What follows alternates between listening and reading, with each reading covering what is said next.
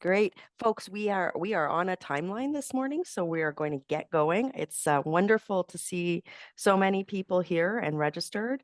I'm told that we actually have members of parliament from over 100 different countries joining us this morning, with special shout outs to Canada, Tanzania, Ireland, Bahrain, Ghana, Malawi, and South Africa, who have all sent large delegations to this webinar this morning. So my name is Michelle Rempel Garner. I'm a member of parliament that represents an electoral district in Western Canada, where I join you from today here in Calgary. I'll start with a few housekeeping items and then we'll launch into the presentation very quickly. First of all, because we do have such a large group of people here this morning, for the benefit of both the translators as well as the presenters, we ask you to keep your microphones on mute for the entire presentation. But that doesn't mean that we don't want you to participate in the meeting this morning. This is for you. So if you do have questions for the presenters, and we will be allowing Q&A time at the end of their presentations, we ask you to put your questions in the chat. My team, as well as the team of people who are helping to organize this event today, are going to be looking at the chat so that we can raise your questions after the presentations are over. And if we don't get to everybody's questions today, there will be opportunity to raise them in future meetings, which we'll talk about later, as well as for those of you who are joining the IPU Assembly in March. So we can begin. So as mentioned, there is translation available today. The translation button is at the bottom in the options bar, so you can access that there. I would like to, for those of you who are joining who might not be familiar with the Inter-Parliamentary Union, this is an organization of, international organization of national parliaments. It was actually founded in 1889, so it's one of the oldest, if not the oldest, multinational institution in the world. And I want to thank Andy Richardson from the IPU, who has helped us organize this event today. The series of workshops that we're undertaking are part of a resolution development process through the IPU's Committee on Human Rights and Democracy. The first segment of debate on this potential resolution, which is entitled "The Impact of Artificial Intelligence on Democracy, Human Rights, and the Rule of Law," will take place in March. So myself, my colleague Inma Martinez from Tanzania, as well as Dennis Naughton, who is the chair of the IPU's Science and Technology Working Group, who is also a parliamentarian from Ireland, we thought that it would be helpful to have some capacity building workshops because this is such a new area of both policy and technology. So that's what we're doing here today, is the first workshop in that series. We must finish at the top of the hour because of translation. So we will be managing fairly tightly to that timeline. This event is being recorded. The expert portion and potentially the Q&A will be put on the IPU's YouTube channel. So if you do have colleagues that would like to watch it, who haven't been able to join, that option will be available to them as well too. So we're going to dive right into it here. We're very honored to have two very talented presenters talk to us today. The first, I'm very honored to have Dr. Yoshua Bengio from the Montreal Institute on Artificial Intelligence.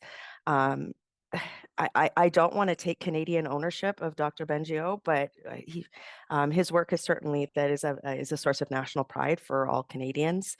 He has won the Turing Award, which is often referred to as the Nobel Prize of Computing. And anyway, it's just wonderful to have him here, as well as some of his colleagues from his institute. Also, we have Ms. Inma Martinez from the Global Partnership on Artificial Intelligence, who also has an extremely long CV. Both of our colleagues here are going to enlighten you on this topic. So please, again, put questions for them in the chat. I would like to, now though, we have a very special guest we are very honored to have with us today, Dr. Tulia Ackson, who is the Speaker of the Tanzanian Parliament and also was recently elected as the President of the Inter-Parliamentary Union. So Dr. Ackson, over to you for some comments. Thank you so much, Honorable Michelle, and thank you so much, Neema, for being able to organize this very important one of the series of the seminars that are likely to come up. But let me also extend my appreciation to the two experts who have agreed to share with us their knowledge about AI. Most of us will be learning more from them, and I would like to appreciate their readiness to do that.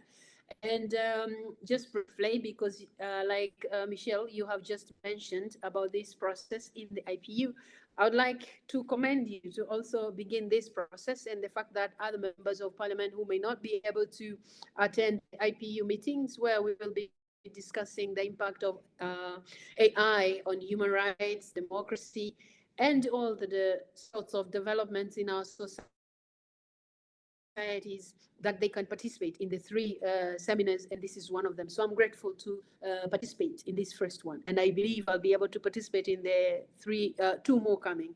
So on behalf of the IPU, I would like to commend you, but also let me just thank the experts for their readiness. Now, linking their readiness to sharing information, they probably know what parliamentarians do, but it's very important for parliamentarians of the world to understand how AI works in our own parliaments, but also in the works that we do as people who oversee what the governments do, but also people who advise the government. So it's very important for parliamentarians to understand this. But because we are also people who are literally custodians of human rights, and we are supposed to make sure our societies are democratic. And now when we discuss about the impact of AI, it's not just the negative impact. We have seen the positive impact of AI in our areas of development, social development. You talk about economic development, just human development in general. And at the moment, we can't run away from it. So it's very important for the advisors of the governments to be able to understand this subject very well, and that's why I'm here. But also as one of the leaders in my own country, I'm the speaker. So it's very important for us to understand and so participate in the shaping of the policies in our own respective countries, but also at the IPU level to be able to come up with the resolution that Michelle has just mentioned. It's very important because it is going to provide leadership, to provide guidance to the rest of the family of the IPU. And as you might know, like she said, it's the oldest institution, but also it belongs to every country, every member of parliament. So I'm very happy that you are able to spare your busy schedules, the two experts, to share with us your expertise. And I will be listening mostly, and the rest, whatever it is that I learn, I will be able to share with my colleagues. Thank you so much. And now, because I was given the honor to open this series of seminars, I opened all the three of them, but today it's the first. So I declare that this first series of the upcoming seminars open. Thank you so much, Michelle.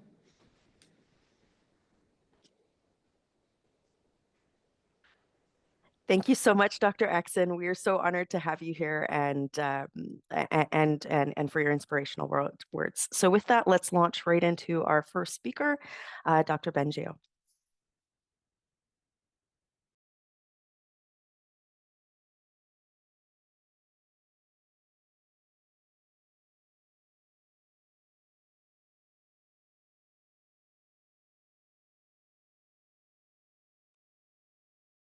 Do you hear me? Yes. All right. So I'll tell you about advances in AI, which I'm sure everybody's heard about. I'll talk about how this is on a course to give a lot of power to whoever controls those AIs. And that could be extremely useful if used in ways that are aligned with human needs, but it could also be very dangerous. And so there are a number of risks that I'll talk about. And let's see, first, something about advances. The progress we've seen in recent years is pretty amazing. I've been in AI for over 30 years when I was a grad student. And if you had asked me 5 years ago, I would never have guessed that we would be where we are today, even less 10 years ago. But you have to understand that one of the big factors that is making all this possible is we're building these AI systems by training them on data, and that we're training them with more and more data. Essentially, they're like going through everything they can find on the internet, texts, images, videos, code, lots and lots of things, scientific papers. And they're trained in a way that they're extracting information from that data, but in a way that that information is not easily accessible to us. So we don't really know exactly what they've learned. And they're getting better and better. And 2023 was a special year where these systems really reached a level of competence in manipulating language that has been very impressive to a lot of people and is a milestone in AI. So the question really that is important is, where is this going? And what scientists talk about is AGI, artificial general intelligence. So when we have AI that is as competent as humans on cognitive tasks, so just what requires the intellect on pretty much every task, that's AGI. And this might be happening in just a few years or a couple of decades. There's a lot of uncertainty. The problem is when we reach that, or even before, what does it mean for society? So that's what I'll talk about. And if you look at, again, trends in the last few years, one of the things that scientists and technologists and companies have understood is that you can really take the same, almost the same recipe that we've known for several years and just scale the systems to more computational power, more data, make the algorithms more efficient, and you get pretty impressive progress. So you see charts showing how with time, the state-of-the-art systems are, becoming more and more compute hungry. The vertical axis on the top chart is in 10 to the something. So the GPT-4 is slightly above 10 to the 25 flops, which is a unit of computation. So this is also creating potentially problems in the future in terms of their climate impact. But I'm going to focus today on what it could mean for society. So I've already said those things. That the only thing I want to add here is that from the point of view of science, there's no reason to think that we couldn't reach AGI, that we couldn't build AI that would be at least as intelligent as us.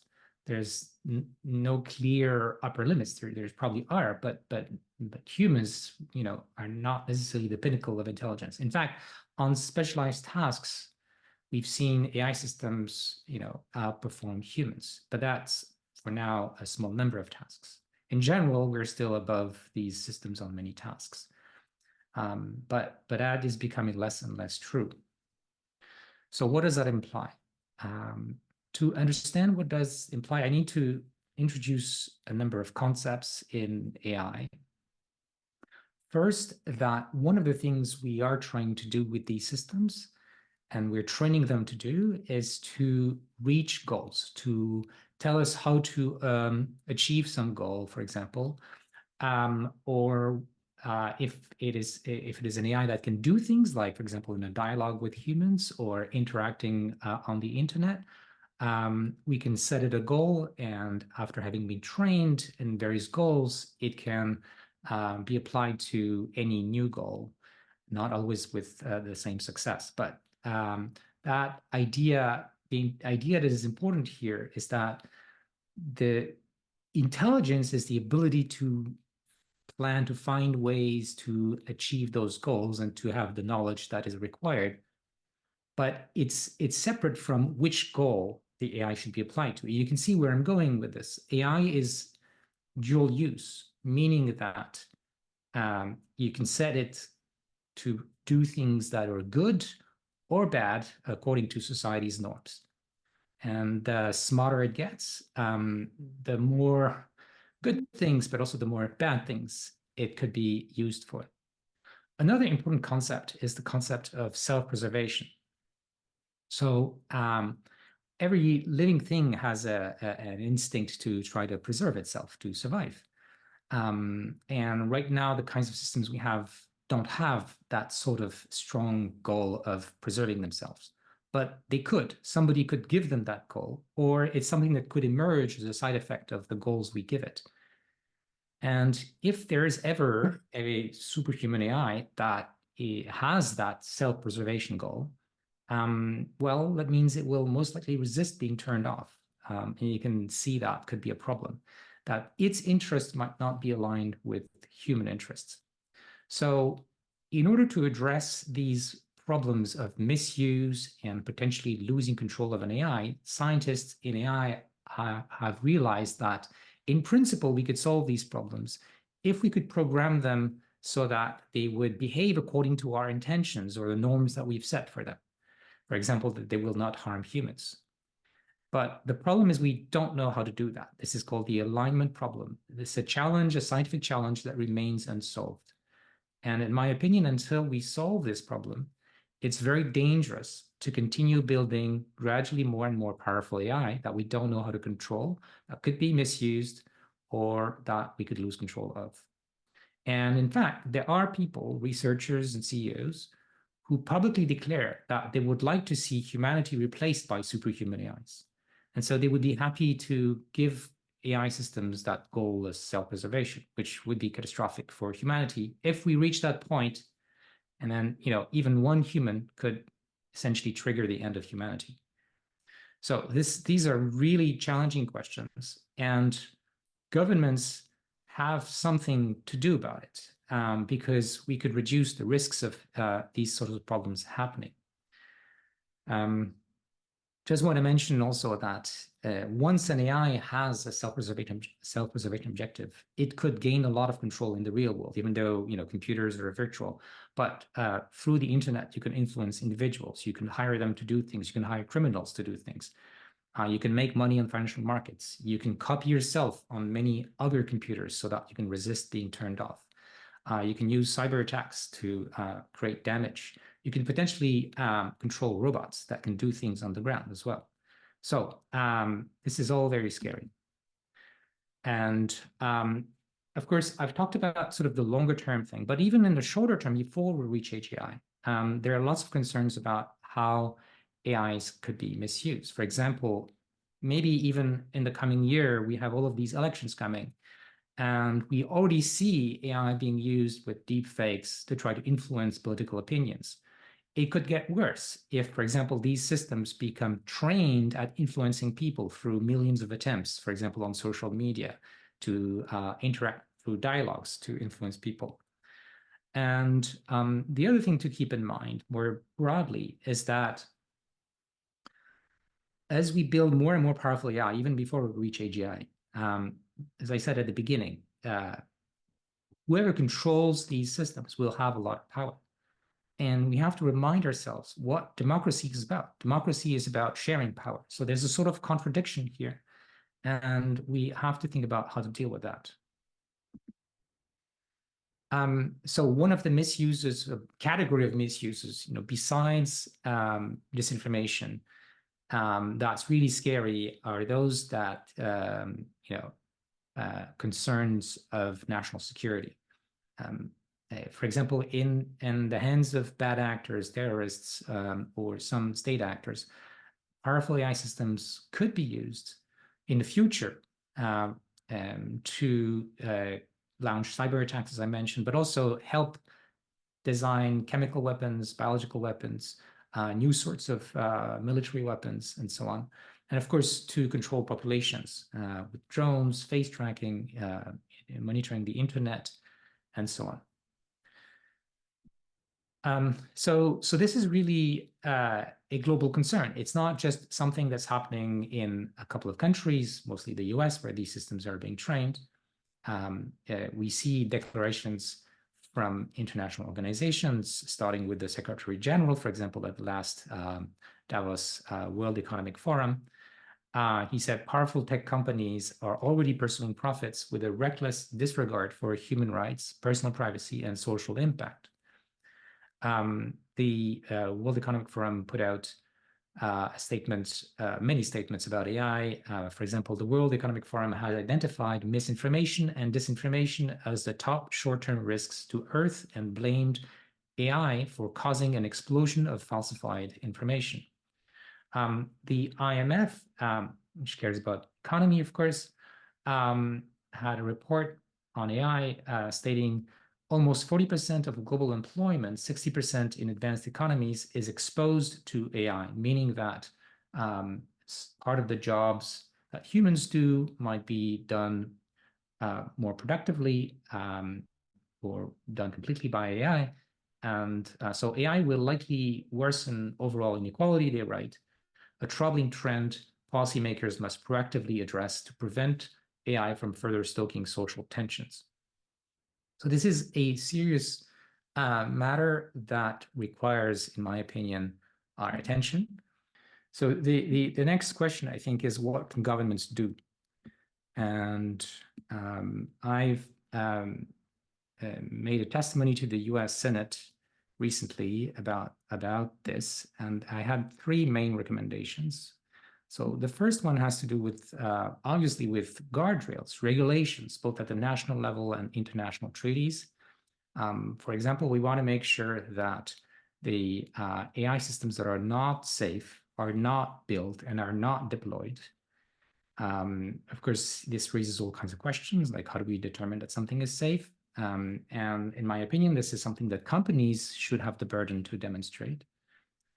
The second main point I was making is about this scientific challenge of understanding the risks, understanding how we could build AI that respects our norms, our laws, that doesn't harm humans, that can be controlled.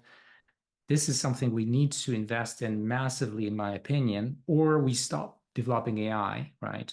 Unfortunately, even if we had a few countries, let's say even the United States, saying, okay, we're going to stop developing AI, other countries will continue. And so this is really not an option.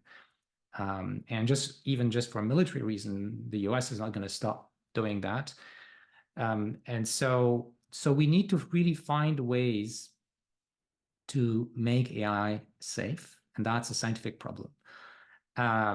We also, of course, need to make sure that as we're doing it right. We're doing it in a way that that these AI systems are not going to be abused for securing more power by individuals or companies or corporations or countries.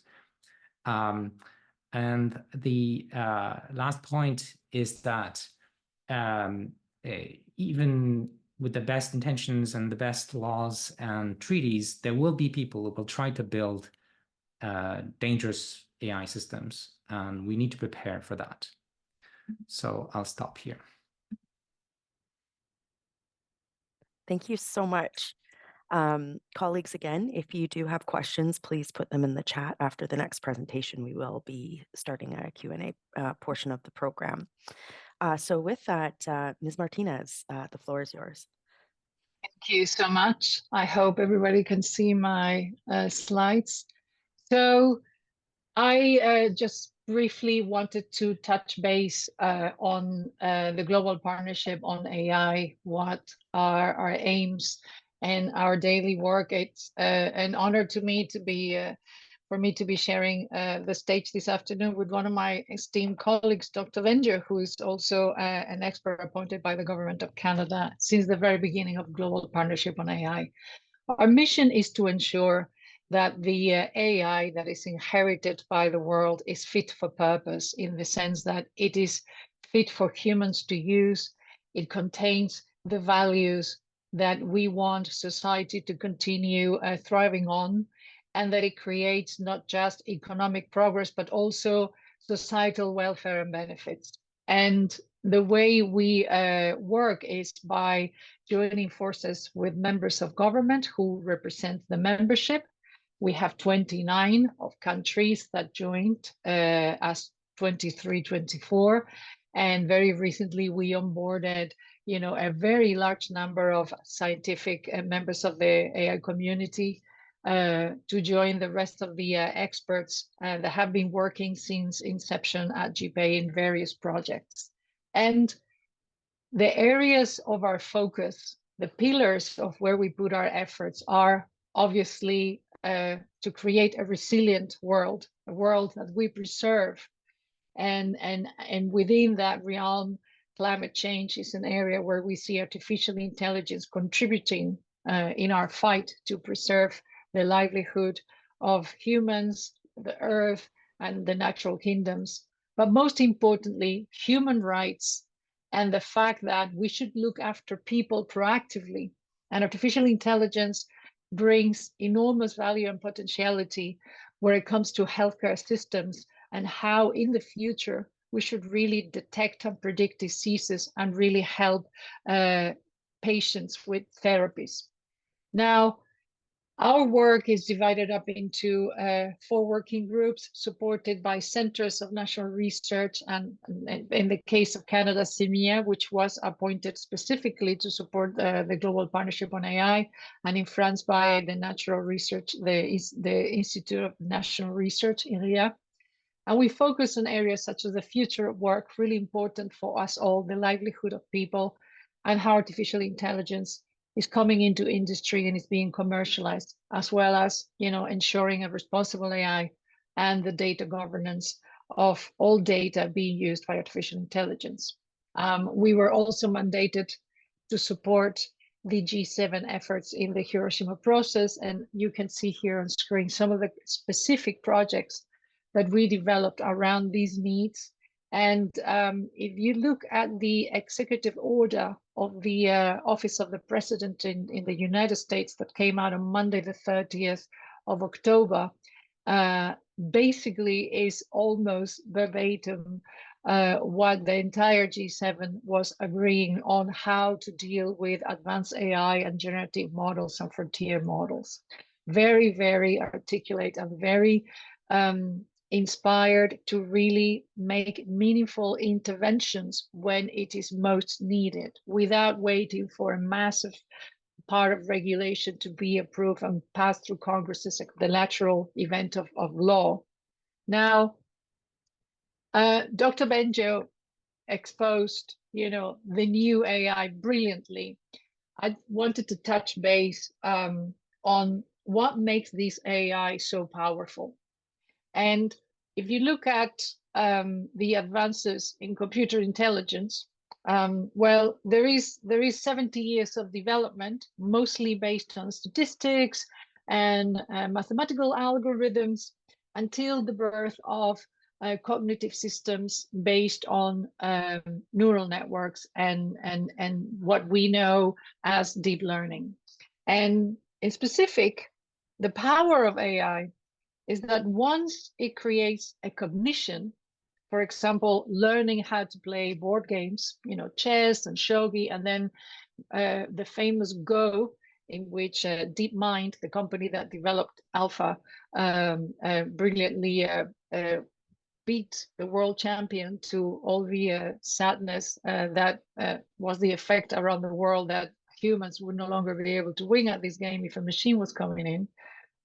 When you redeploy this type of intelligence, this type of cognition into something meaningful, for example, how can we help biologists correctly predict the protein structure, the structure of proteins? The human proteome has about 20,000 of these structures, and AlphaFold, in just a matter of weeks, was able to predict correctly close to 15,000 of them. That's when we all get concerned, because this is a system that has learned to think by itself, not by paying attention and mimicking how a human cognition actually acts and performs. And this is the moment in which we all felt that the birth of super machine intelligence was beginning to take a certain shape.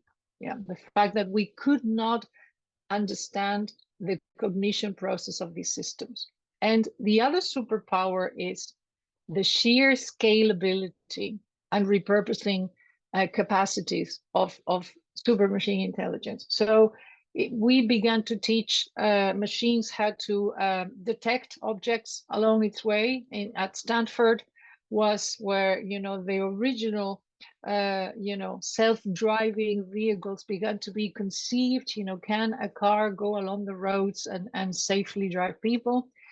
And in 2019, we saw 3 different manifestations of the same underlying intelligence. So you can make cars drive safely with the level 5 automation, but you can also train it to recognize humans facially, and also use it in an image detection system within an MRI and correctly predict the evolution of tumors, the existence of tumors that could not be seen to the human eye. Only the optics in a machine could actually detect them. And this is exactly the same underlying technology repurposed in 3 different ways. So this superpower, the super scalability and the repurposing, the many manifestations in which it can come, is really something that took many by surprise. And we saw the rise of this type of machine intelligence take over the world. Now, when we look at what should be the areas of concern, we need to be aware that artificial intelligence doesn't operate in isolation. It is always part of a system, of a data management system, of a platform, of an architecture. It's a component of a much larger entity. So it doesn't have a body and parts. It doesn't come in a box that you can say, oh, that is AI is an underlying intelligence plugged into many digital systems around the world. When AI is being developed, traditionally is being developed in academia.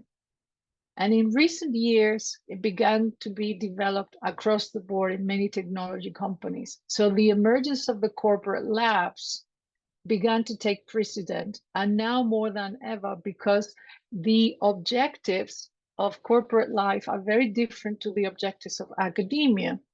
In the private sector, you need to look at shareholders, how you create shareholder value, how you can increase the value of the shares in your company, how you make investors in the capital markets like your company and value it even higher. So the objectives are very different to, you know, the scientific endeavors that scientists in the lab have. And this is the separation, and this is what Dr. Bengio mentioned as well, that the stakes and the objectives had put the development of AI into very different parts of this chessboard. And should we at any moment press the stop button? This was proposed last year. And in some aspects, of course, we have the right to do that. We have the right to preserve the type of world that we want to build. Of course we can. There is no law as to stopping it. But I think that rather than stopping is we have the right to challenge it, And we must challenge that whatever AI comes to the world has a real demonstrable usability and conveniency, meaning it really solves a problem. It does it preserving our values, you know, it does it with fairness, with equality, you know, ensuring that it creates goodness in the world and not havoc. And AI has to have, even when in development, a real target for what is it that we're developing here, for the purpose of what. So it should not just challenge human cognition in vain or for sport. Certain aspects of AI development are trying to aim for a machine that is more creative than a human, you know, that it can paint or compose music better than a human. And these are the areas where governments have to fight for humanity. Humanity continues to prove that at physical level, every 4 years at the Olympics, we beat records. So at physical level, humans continue to evolve. Well, the same thing about creativity and the splendor of our mind. And we have a right to preserve these. We have the right to allow humans to continue to thrive in creative ways.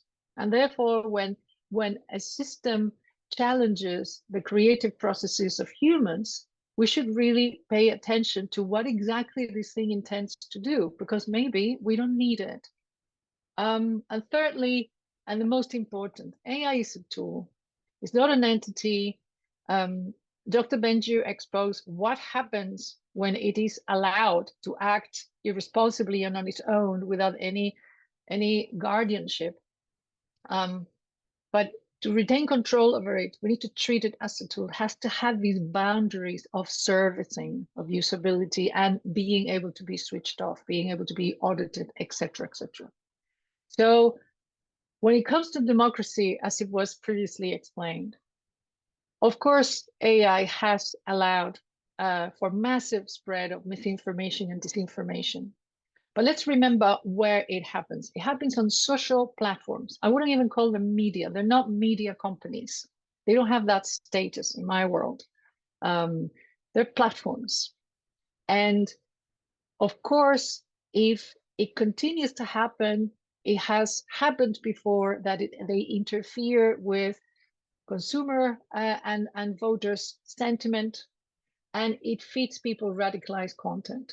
So again, this is its capabilities, but it's actually upon a channel of communications. So the two go together. And we must look at it from the type of threats that it generates. So of course, it threats democratic representation. False bots, false accounts can put out content that confuses politicians as to, consumer or citizen behavior. Like, people are complaining about X, and actually it's not the people, it's a bunch of bots. Confuses how governments, use these platforms to actually measure, the sentiment. It has to create accountability. We cannot have foreign actors meddling in national elections, creating false accounts, disseminating false information, and then because they're foreign actors, nobody can make them accountable. And then probably the biggest threat is that it destroys trust. If people cannot trust the news, if people cannot trust things that they read or images, then who is the bearer of the trust for the world? And it makes it very difficult for governments to actually take that baton and lead it if everything around us is a fake. So the biggest threat is accountability, and the fact that we need to start steering trust towards government official accounts and interventions, and really come really hard on the disseminators of this AI, which are the social media platforms. Now, when it comes to human rights, it's really important to remember that data is what feeds artificial intelligence. So it all starts with data justice. If we cannot be assured, then the data sets that are being used within an AI system are not all the ones that should be there. They're biased. They don't contain all segmentations, all ages, all representations. They don't provide equality across the data sets that have been fed into the system, etc. It's all about the data, but also the fact that when governments use artificial intelligence, especially the justice system, well, it's been revealed that many times AI actually created more equality or more equity, but also it had been programmed to actually do the opposite and favor certain segments of the population and whatnot. So we need to start looking at these very closely in relation to the data. And most importantly, the global South has to be in the conversation, in the development of all of these AI systems, because we need the different contexts, their different cultural heritage, the different languages, their input, because the world is our world. It belongs to everyone. And we cannot have the one-eyed tech companies in the Northern Hemisphere ruling all the country of the blinds. No, this has to encompass everyone, and this is one of the targets this year for GPAI.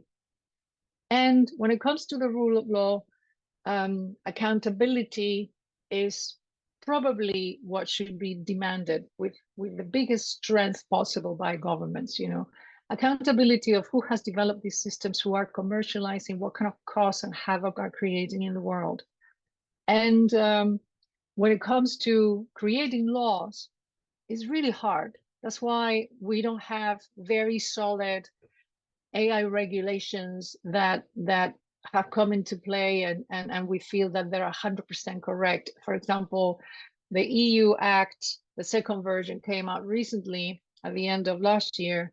But already, when we look at the definitions, some major bodies in the world, like ISO, are challenging, like, what is the meaning of safe, for example, in South America? Is it the same meaning of a safe AI in Belgium?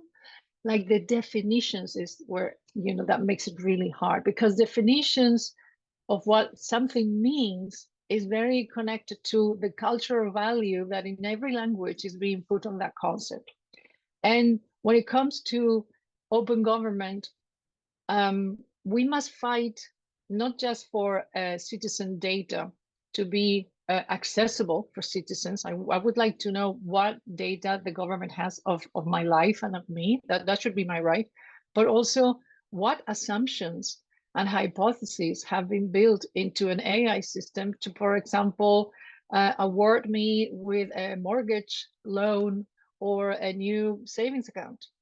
I have the right to know what has been assumed about my life. And again, the judicial system, there's been some AI systems that have been used in court cases that have proven how biased they were and how they did not assume correctly certain aspects of the situations. So what should be your concern in 2024? What should be the items that you should really keep your ears open? Because this is where, pretty much we'll see the discussions. Well, definitions. Start asking yourself, what does it mean in my country, safe AI? What is the meaning of safe technology, safe something? The rights of consumers, they're not equal in every nation. So how can we adopt global standards on these? And the current state of generative AI, at least in these first months of the year, are pointing out to a very powerful technology, still a bit of a wild card, and being a solution looking for a problem. This is a sentence that comes from the world of Silicon Valley startups. You build something technologically fantastic, and then you try to see if it's got a place in the world and it fixes or solves something, and it's really hard to see that. And right now, both industry and society are beginning to evaluate, is generative AI something that is valid for me to adopt, to bring into the educational systems of my country, to use with citizen data? Can we use it in the media, in newspapers or television systems? We're beginning to check with a very small is this thing really something very, very good for us that we could just use? And we're seeing that desire to adopt it is beginning to slow down, that there's many, many questions unanswered. And I invite you to keep track of that. What are the unanswered questions regarding deployment in life and society and business of generative AI? And the fact that the threats are not from a system, it's like the people behind them, the people that deploy them without assuring that these AIs deliver what we need, that they are performing with the type of data governance that we require, that they make ethical assumptions and hypotheses, and that they protect our people. So thanks so much. I felt that I just wanted to give you some highlights and really go into the conversation, and this is how we can reach us at GPAI. Thanks very much.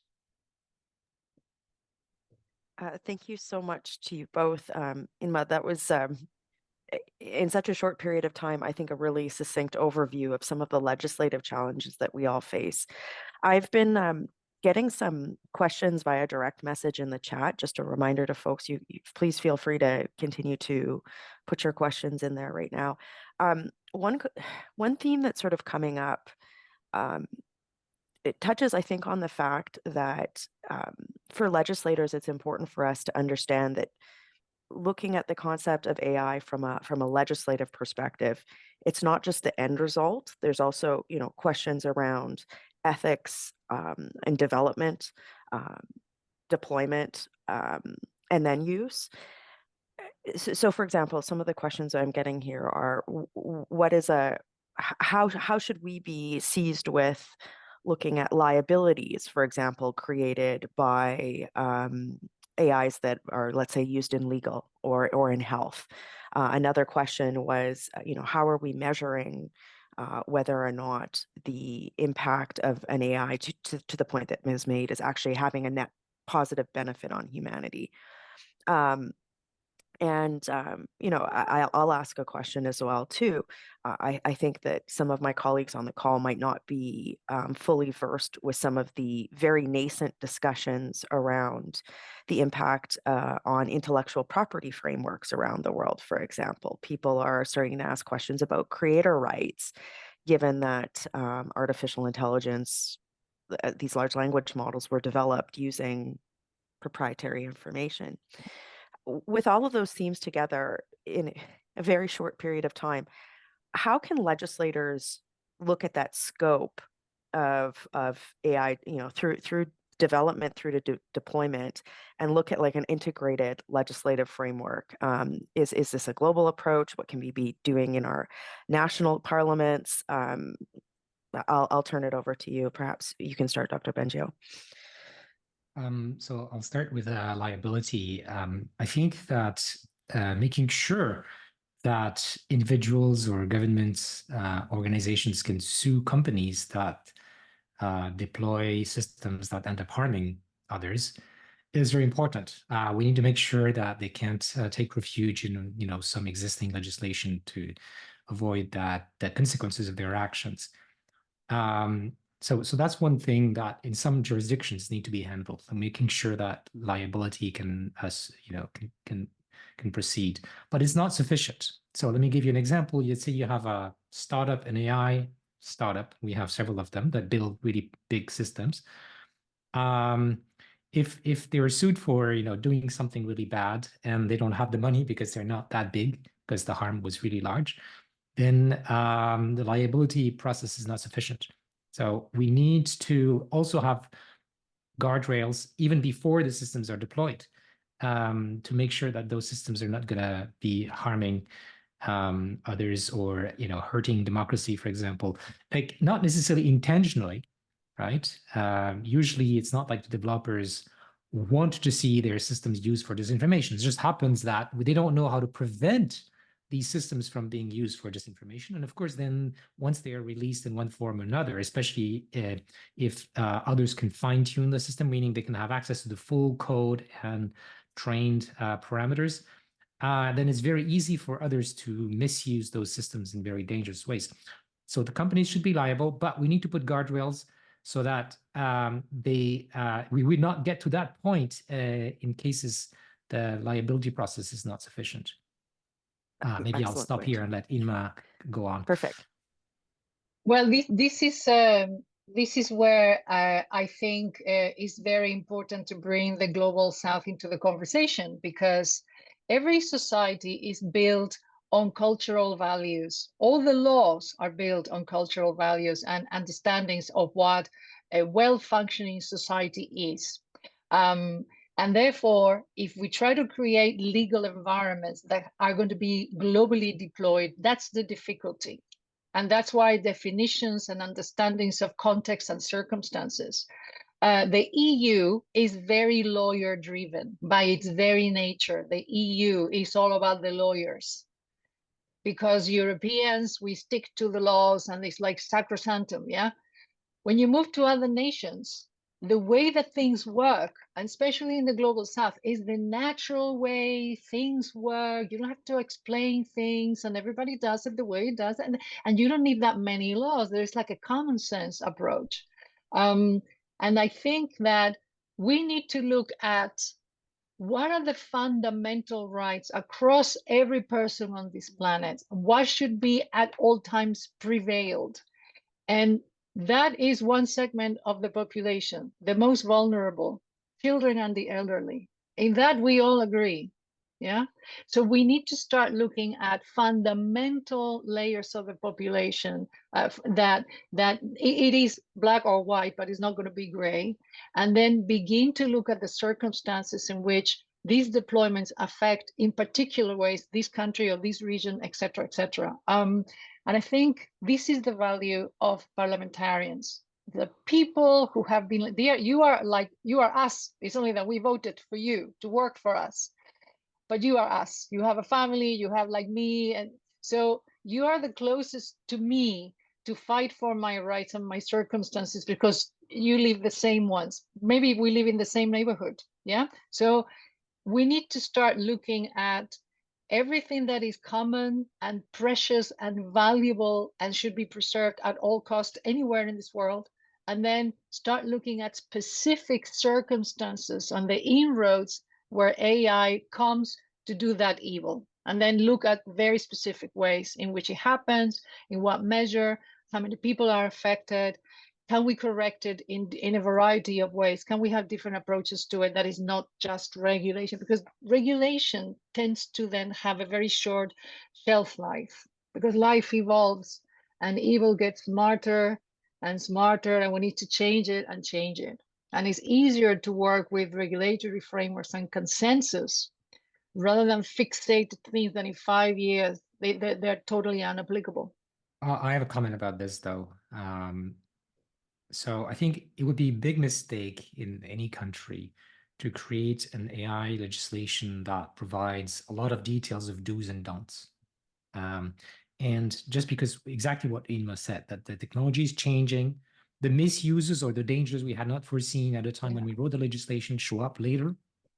So what is the solution? Well, think about other fields like aviation or drugs. We create a very powerful regulator that can change the rules from one day to the next because something bad that we didn't foresee was not, known before. And that's what we need. We need the law to provide the principles, like, human rights and so on, and not endangering democracies, things that are like very, very basic. And then it's the regulator that can change the way that it decides something is acceptable or not acceptable, and based on the science, because the science is going to continue to evolve. As I said during my presentation, right now we don't have very clear criteria, for example, for what could be dangerous or harmful or something, or as safe. There are things we know, like if the systems are more powerful in terms of compute, then they're probably going to be more dangerous.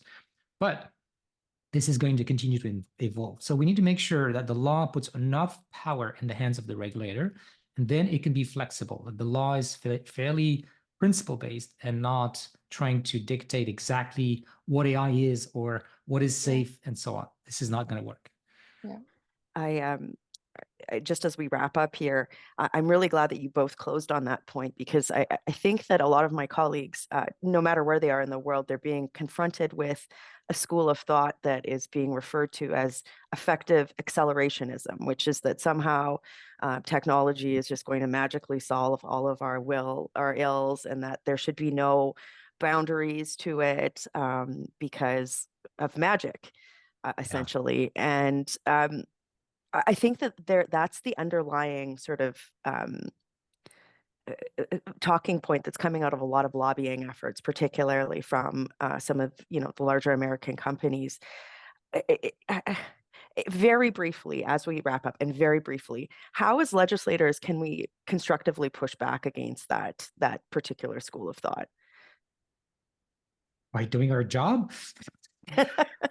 So don't believe the magic is what you're saying. No, of course not. I mean, Inma explained a lot of the human rights issues and so on, and I talked about some of the dangers.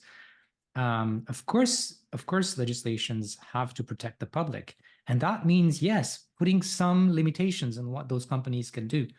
And by the way, some of the people in this accelerationist movement are probably saying that they would like to see humanity replaced by superhuman AIs in the future.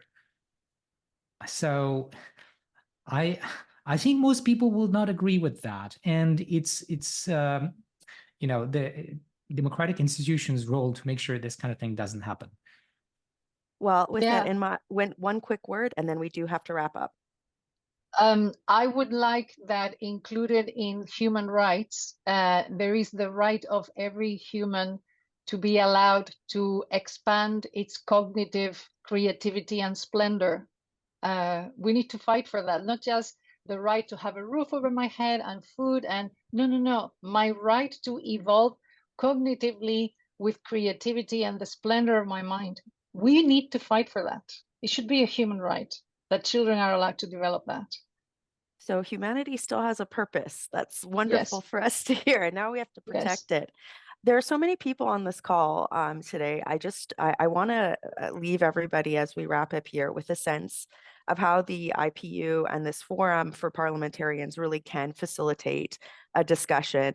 I'll just leave it with this. I can't remember who it was. It was one of, I don't want to attribute this quote, but it was one of the CEOs of the American companies said that legislators are too slow and sometimes essentially too silly to be able to come up with regs in this regard. And I really feel otherwise. I think there's a lot of people who have taken time today from different parties, from different schools of political thought around the world who are trying to learn and trying to establish these principles. So I really want to thank you two for all of your hard work. I want to thank Nima and Dennis as well, my co-collaborators and partners in crime. Nema will be hosting our next workshop. I encourage everyone on here to sign up for that. It is on February 15th. The IPU will be circulating details for that, but that is on the IPU website already. So please take an opportunity to sign up. Also, the questions that are in the chat, we will be endeavoring to follow up with. And I just really want to thank both of you for taking the time today. I wish we had a full day workshop to deal with this. Also, folks, you can reach out to us directly. It's easy to find me online as well as Nima or Dennis. We are taking feedback ahead. We're trying to, this is going to be a very seminal debate that happens in Geneva in March. So any national feedback, please, and as well to the panelists here, if you guys would like to further participate in this debate, we certainly welcome that feedback. So thank you, everyone, for your time. And we look forward to seeing everybody on February 15th. And thank you to the IPU. Take care.